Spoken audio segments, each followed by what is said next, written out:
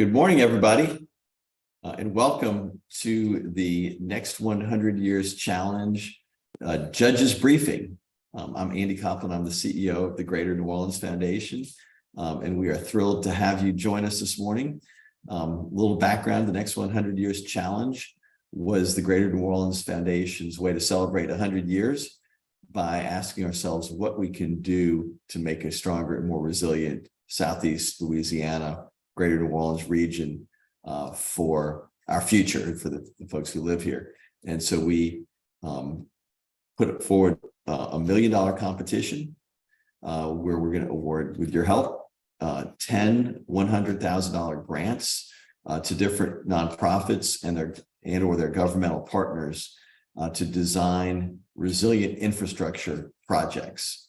And we're super excited. We've given a lot of technical assistance along the way through a series of webinars, through some in-person design work, and then through some one-on-one coaching.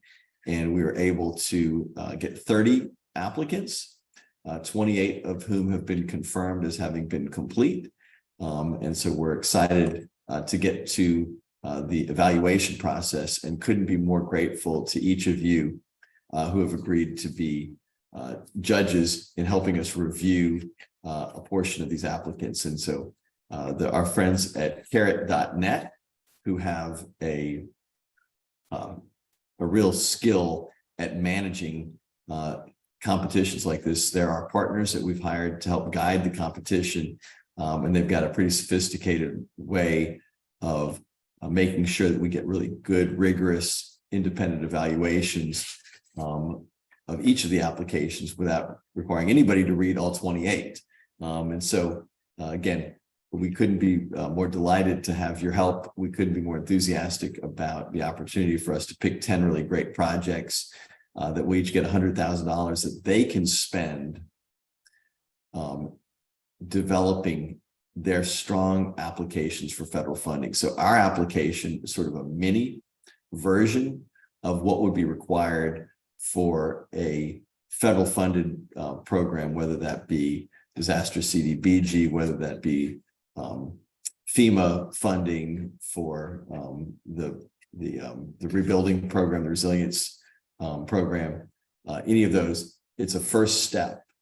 When they win, they'll get $100,000 to invest to really build out a robust application that can hopefully bring in millions, if not tens of millions of dollars for that project for our community. So I'm going to pause at this point and say thank you one more time. You'll be able to ask questions. We're going to go through sort of a process with key reminders and an overview of our scoring rubric, next steps in the process. And folks from our team at the Greater New Orleans Foundation, as well as from Carrot, we'll be here to both lead you through that process and answer questions. I'm going to sign off. But before I do, I want to just again thank you for being judges in the competition. Thank you for your help and support of us. And I'm going to turn it over to our colleague from Carrot, who is Christabel Villena. And so thank you all again. Christabel, it's over to you. Thank you so much, Andy. Hello, everyone. Good morning. Thank you so much for joining today's evaluation panel training webinar for the Next 100 Years Challenge. And thank you again also for agreeing to be a part of this important effort. As Andy mentioned, my name is Christabel Villena. I'm the Chief Program Officer here at Carrot, and we are the agency that is supporting the Greater New Orleans Foundation for this challenge. Carrot also powers the online platform that you'll be using to complete your evaluation. Just some quick housekeeping. Please note that this webinar is being recorded. A link to the recording will be posted on a judge resource page that we have created just for you.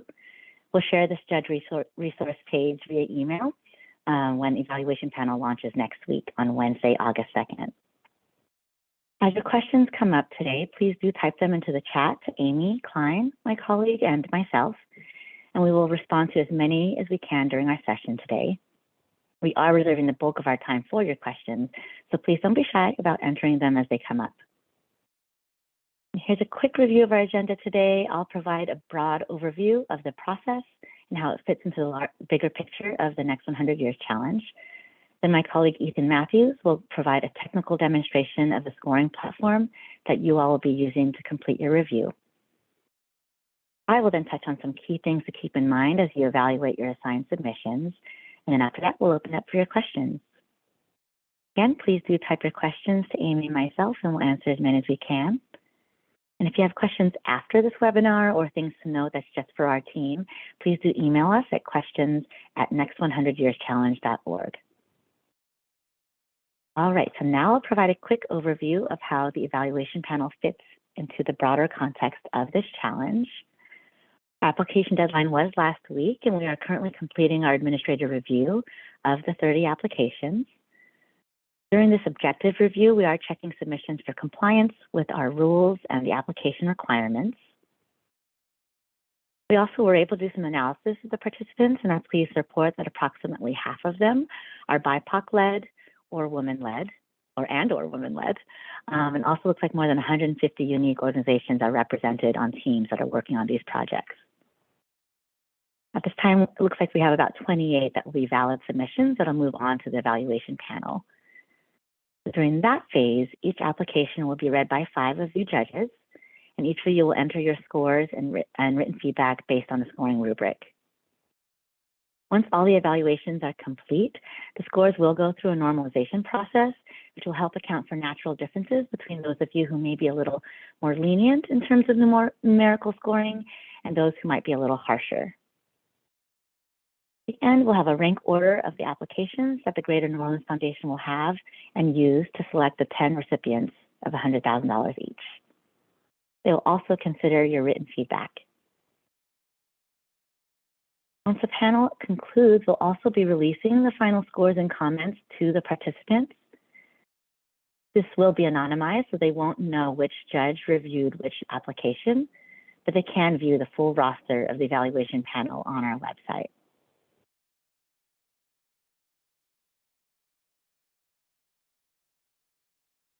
And now I'm pleased to hand things over to Ethan Matthews, who will walk you through the scoring platform that you'll use for this process.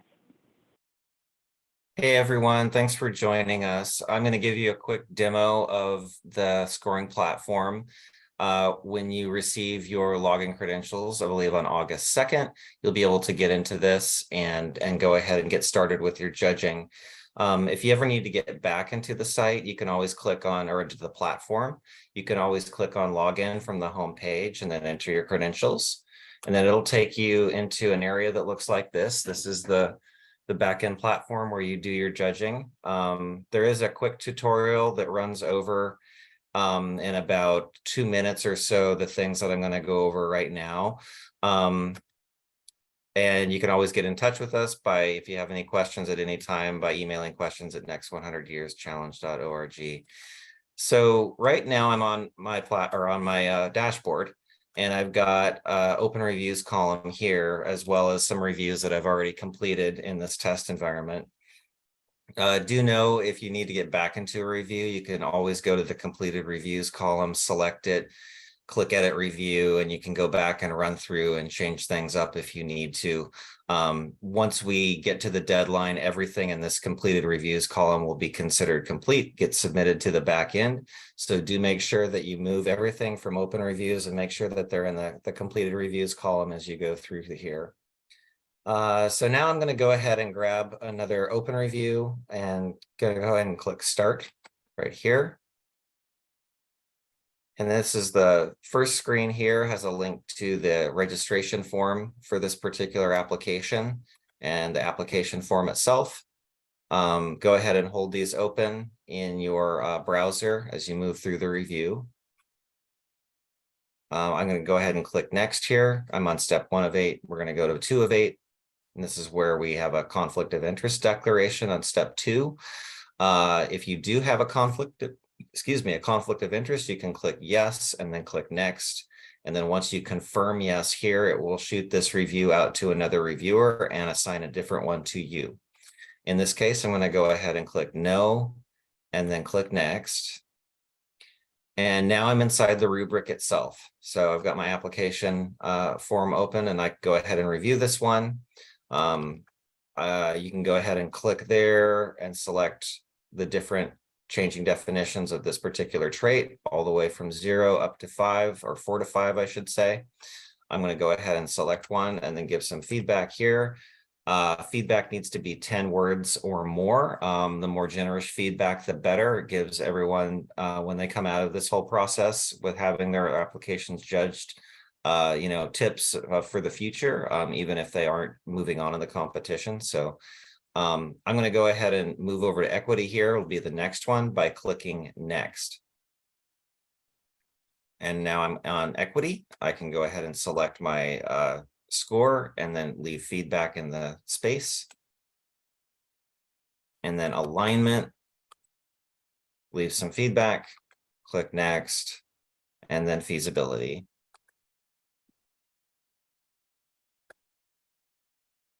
And then this is an overall impression score. You can select from 0 all the way to 100 on this particular score.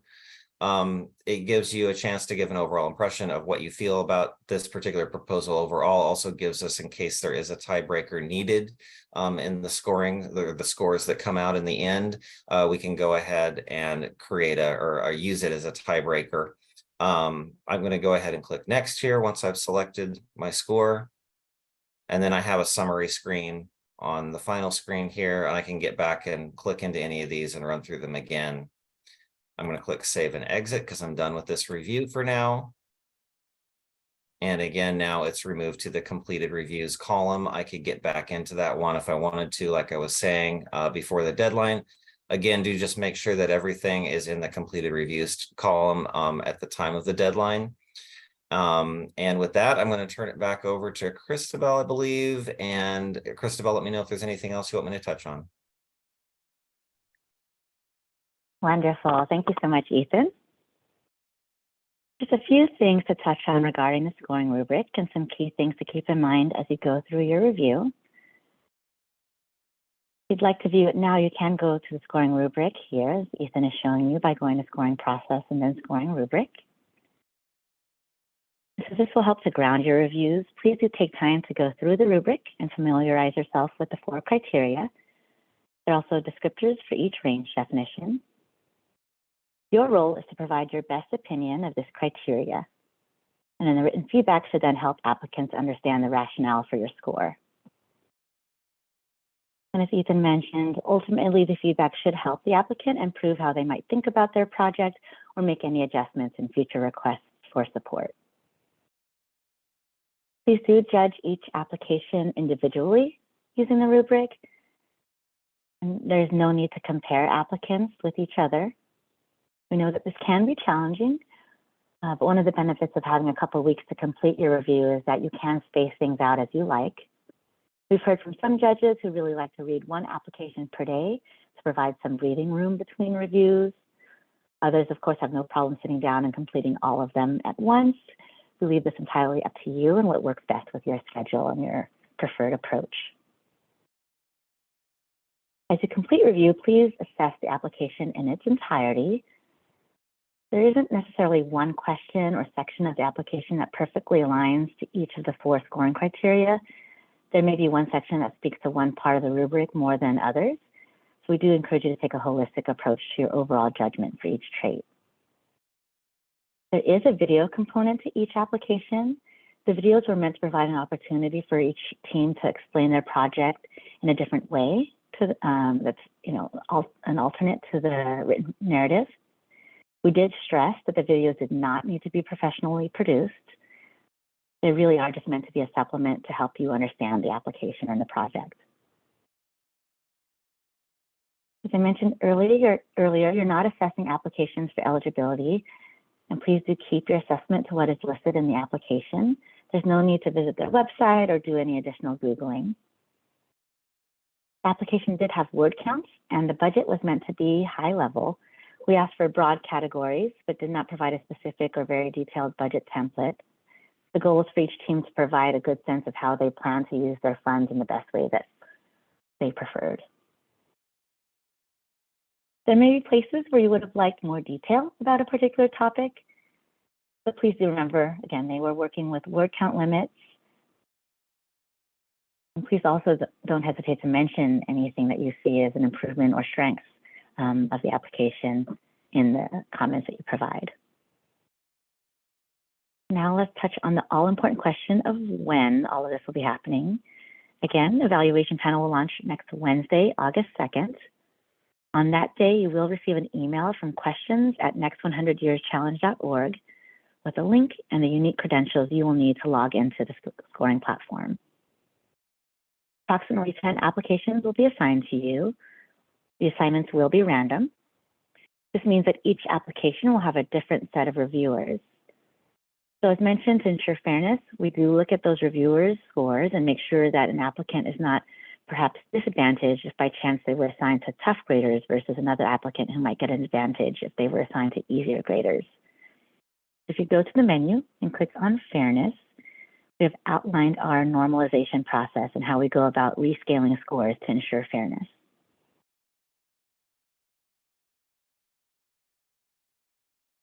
Again, on August 2nd, please be on the lookout for an email from us. An email will include a lot of important information. So in addition to your login credentials, you'll receive a link to this webinar recording and a link to a judge resource webpage with additional FAQs and tools for you. Please note that the judge resource webpage is not to be shared externally and is only available to judges for this challenge. And I will say, if you haven't done so already, please do add questions@next100yearschallenge.org to your contacts or your safe sender list. This will help ensure our messages get through. We also ask that once you do receive your login credentials next Wednesday, that you do log in immediately. Open an application, just make sure that you're able to access everything okay and that it's all working. And once you have your assigned submissions, you'll have 2 weeks until Wednesday, August 16th to complete your review. And again, review happens independently over this time period. Of course, we understand schedules change, emergencies might come up. So if you're no longer able to complete the review, please just contact us at questions@next100yearschallenge.org and we can reassign your submissions to another judge. Alternatively, if you are available and interested in reviewing more than your assigned submissions, please also email us and we'll keep you on deck as a super judge if the need arises. And then once everyone's evaluation is complete, our team will be able to normalize the scores and move forward with the next phases of the challenge. All right, so we're happy to open things up for questions now. Please continue to add them into the chat and we'll get to as many as we can today. And as a reminder, our team is always available at questions@next100yearschallenge.org for additional support after this session. All right, we have Amy Klein from Carrot to help us get your questions answered. Hello, everyone. First question, what happens if I have a conflict of interest? So judges, as Ethan mentioned, and as you saw on the website, judges will have the opportunity to declare a conflict of interest on the platform. If there's a conflict and you select yes, the application will automatically be switched out with a new application. And we ask that you recuse yourself from evaluating applications from any current grantees and organizations for which your family members or close friends serve as employees, investors, advisors, or board members. Judges who are employees of an applicant team will be asked to recuse themselves from serving on the panel if they are the head of the organization or will be on the project team. If you are neither the head of the organization nor on the project team, we only require that you recuse yourself from evaluating your organization's application.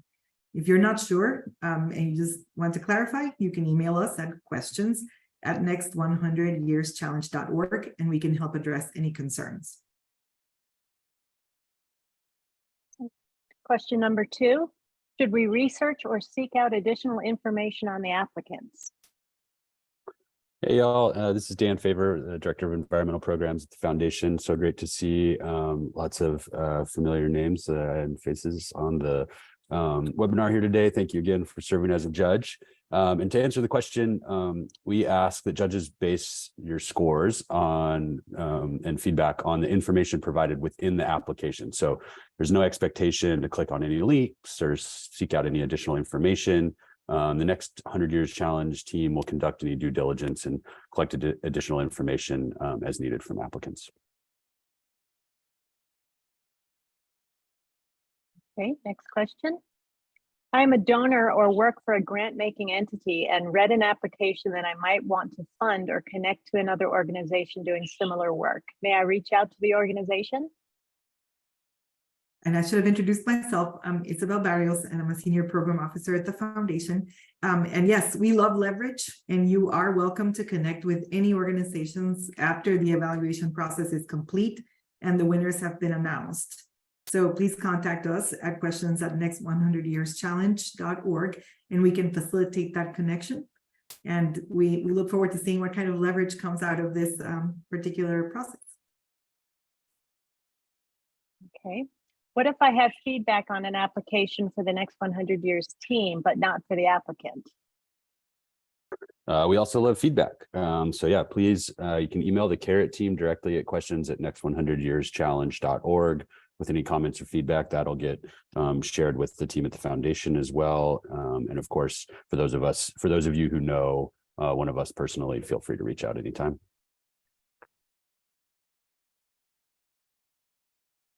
Okay, next question. How many submissions can I expect to receive, and how much time will it take to complete a review?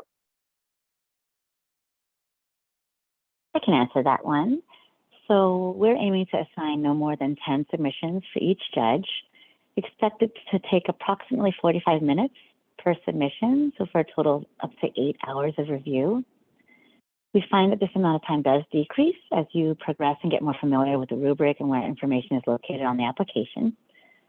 And again, your review happens independently, so please schedule as you need during the 2-week review period.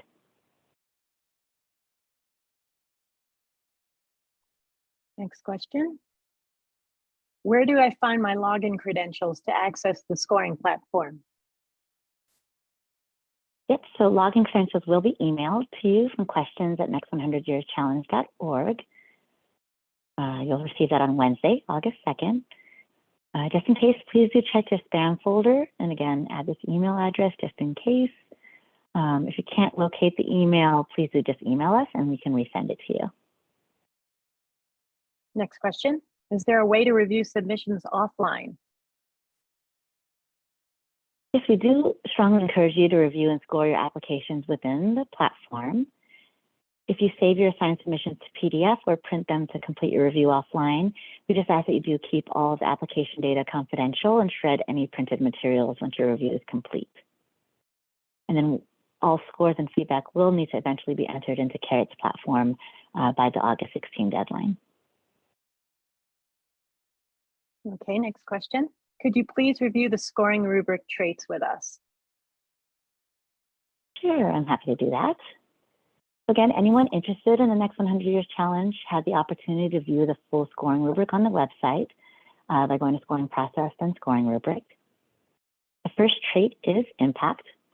Here we wanted to see proposed solutions with some data or evidence that show potential for success in the disadvantaged communities that they are prioritizing.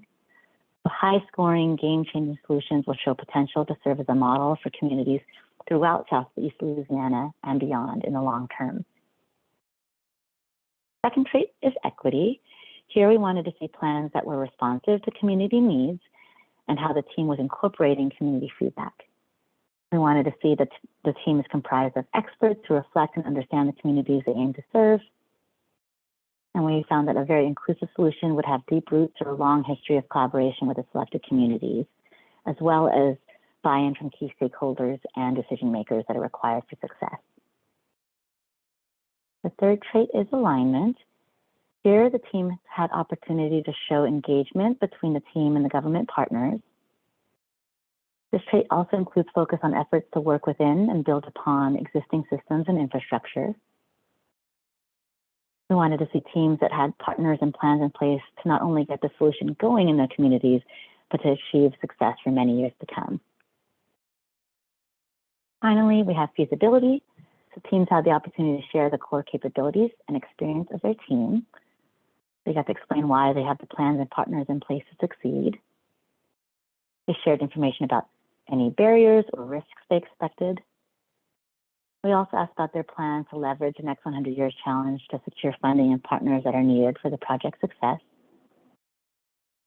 Again, so once you enter a score for each of these, please also remember to add at least 10 words of feedback, and that feedback will be shared with the applicants. Next question. I noticed the scoring range definition is the same between 4 and 5. Is that correct? Yes, this is correct. So the scoring range definition between 4 and 5 are the same. The definitions are meant to be illustrative and are what we have described as at least a 4 and up to a 5. So it is up to each judge to select a value of 4.1 versus 4.8 and so forth, based on if they are scoring the applicant high or low within this range.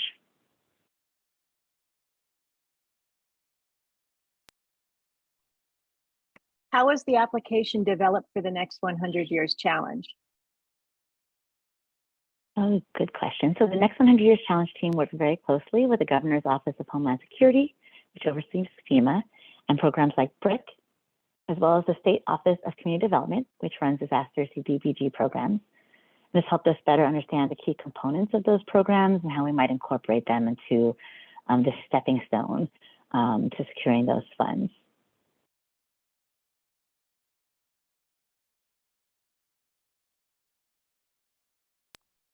Next question. How long are most of the applications? I'll take this one. So if a team completed the application with the maximum word counts, they also had opportunity to upload a PDF to do a visual representation of their project. So with that, including the budget, it would be approximately 12 pages long, about 20 double-spaced pages.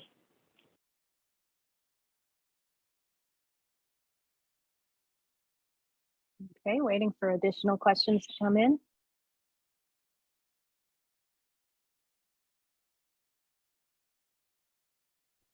Can I just ask a question, which is, can you just explain again what constitutes a conflict of interest in terms of the challenge? So, if I'm a grant maker, if I have a grant to any organization that's a partner in an application, am I conflicted?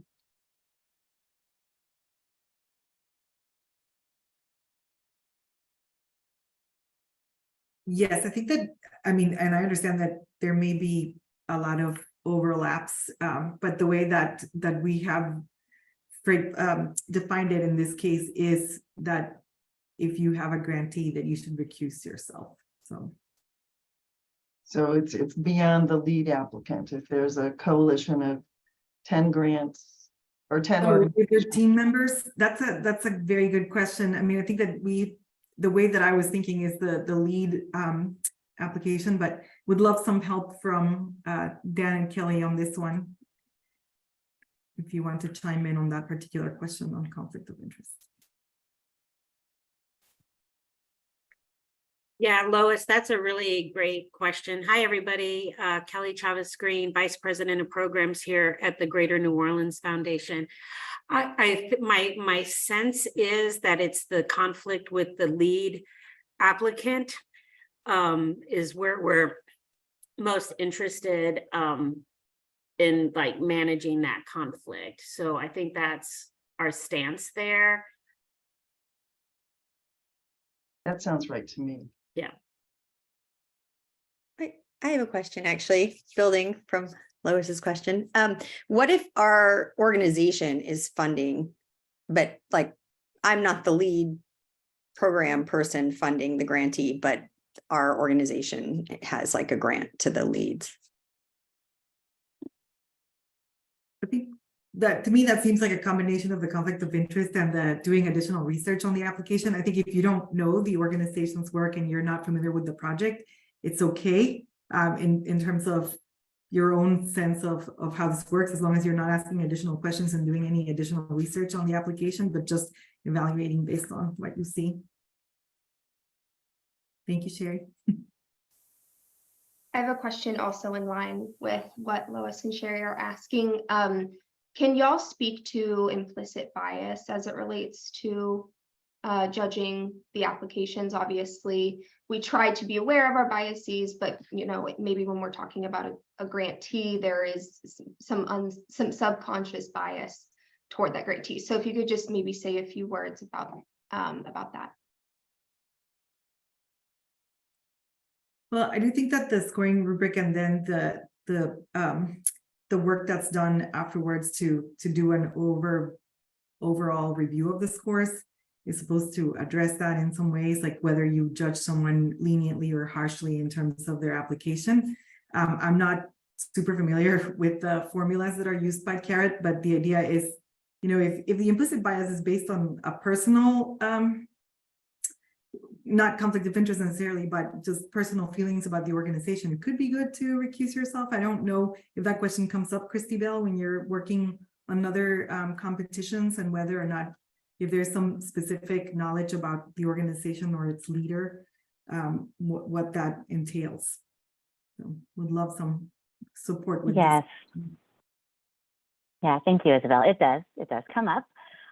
Because as we all know, we all have some, you know, bias of some shape or form, and we do have a tool, a video to help, you know, as long as just help people kind of provide some guidance and recognize any bias they may have, and so that they can consider that as they complete the review. So we can share that as well with the group. But it is very important to us, especially as you're, you know, reviewing any videos, being aware of any bias that you might have, and taking that into consideration as you review is helpful. But we do have the normalization process that helps count for any, you know, more extreme scoring that might be happening.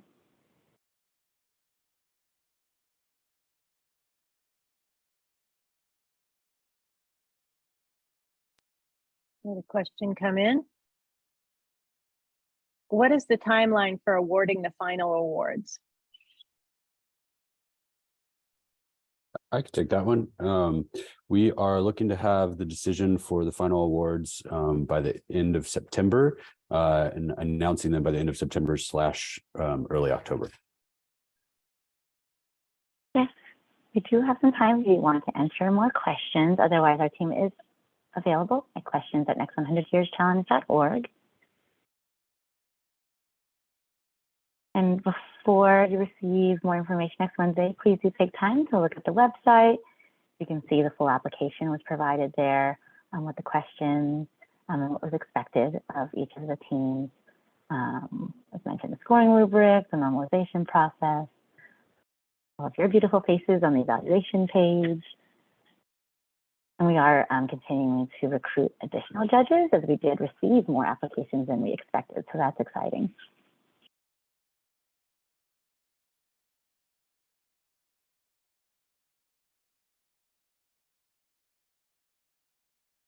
I'll do a few more reminders as we wait for any additional questions.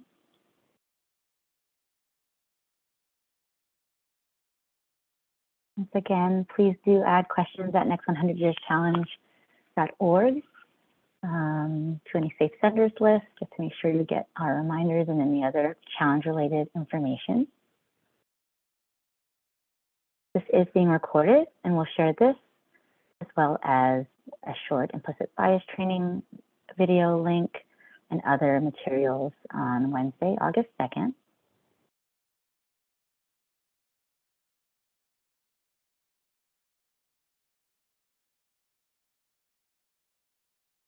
Another quick reminder, go ahead. I just have a question for staff.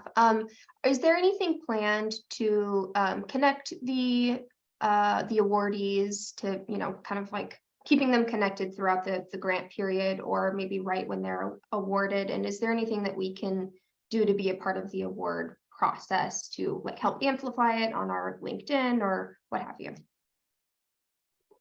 That's such a great question, Brianna, and really appreciated that.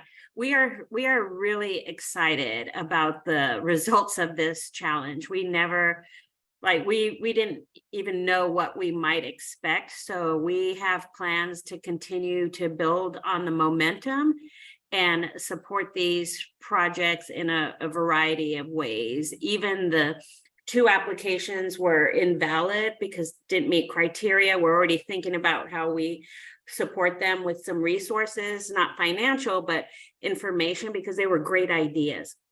And so we believe that we'll still play a role in providing technical assistance. Very excited about the question about opportunities to leverage this with additional investments that might be from your institutions or other institutions. And we're actually positioning ourselves to seek additional resources to have a next iteration of the challenge, but also to support the projects that are in the pipeline. So just again, just really love that question, and would be open to anybody that is interested in brainstorming how we might do that together. And we'll share for sure. You'll be one of the first to know once we get through that selection process. And our communications team is working on the announcements. We do anticipate having regional representation in this cohort, which we're very excited just how regionally represented the applications are. So we imagine that we will do a couple of different kinds of announcements in a different modality. So we'll certainly share that with you. And I think it would be great to amplify that through your networks. We've also talked about how we might tell this story to philanthropy as well, because we've had a lot of interest in the challenge.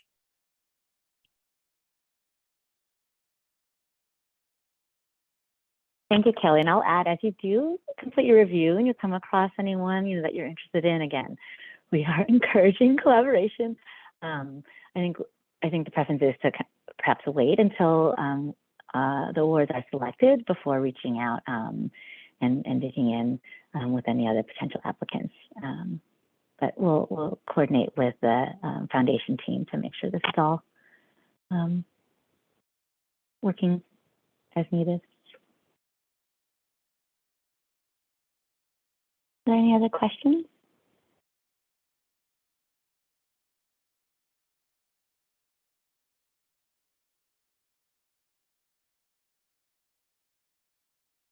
Well, it's been really great hearing from all of you. Thank you so much for these awesome questions. Again, we'll be in touch next week once we launch evaluation panel review. Make sure you have everything you need. Complete your evaluation. Thank you again so much for joining us, and we look forward to working with all of you. Foundation team, anything else to add as closing remarks? I think just to say and Andy said this, and I know Dan and Isabel joined me in this, but we're just really incredibly grateful to you for spending your time and your expertise with this on the project. I mean, this is a dream team of judges, and as Christabel shared, we were really thrilled with the number of applications, and there may be judges that will be adding to this cohort. But again, just really, we know you're very busy and just really appreciate your time and your partnership on this exciting project. Kelly, really quickly, how many more judges are you looking for to add? We're looking to add like 3 to 5 more judges. And if anybody has any recommendations, please do send them our way.